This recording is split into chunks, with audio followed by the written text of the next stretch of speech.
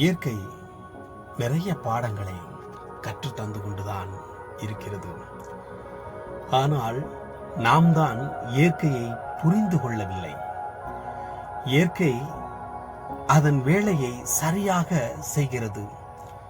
மரம் இலையுதிர் காலங்களில் இலை உதிர்கிறது. இலையுதிர் காலம் முடிந்த பிறகு மீண்டும் புதிய இலை வளரத் தொடங்குகிறது. அதைப்போல ஒவ்வொரு பருவ காலங்களிலும் ஒவ்வொரு பழங்களை நமக்கு இயற்கை தருகிறது. ஒவ்வொரு பருவ காலங்களிலும் பலவிதமான பழங்கள் நமக்கு சுவையான பழங்களை கொடுக்கின்றன. அது மட்டுமின்றி ஆடு மாடுகளை தவிர மற்ற எந்த காட்டில் வாழும் விலங்குகளுக்கும் நாம் பிரசவம் பார்ப்பதில்லை. அவைகளுக்கு பிரஷர், சுகர், எந்த விதமான நோயும் இல்லை.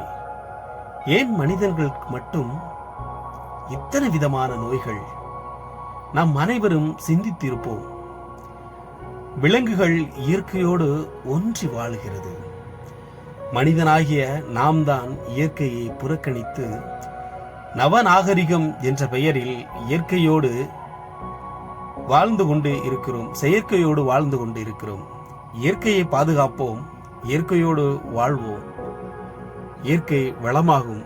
நம் பின்வரும் சந்ததியினர்களுக்கு நாம் விட்டு செல்வது இயற்கையை மட்டும்தான். பின்வரும் காலங்களில் இயற்கையை சார்ந்தேதான் மனிதன் வாழ முடியும். செயற்கையோடு ஒருபொழுதும் வாழ்ந்துவிட முடியாது.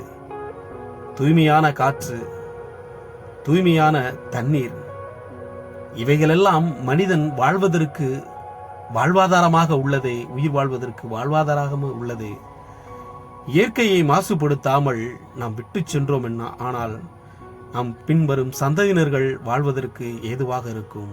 தேங்க்ஸ் ஃபார் வாட்சிங். வீடியோ பிடிச்சிருந்தா லைக் பண்ணுங்கள், ஷேர் பண்ணுங்கள். நம்ம வீடியோக்கு புதுசாக பார்க்குறீங்கன்னா சப்ஸ்கிரைப் பண்ணிட்டு பாருங்கள். தேங்க்ஸ் ஃபார் வாட்சிங்.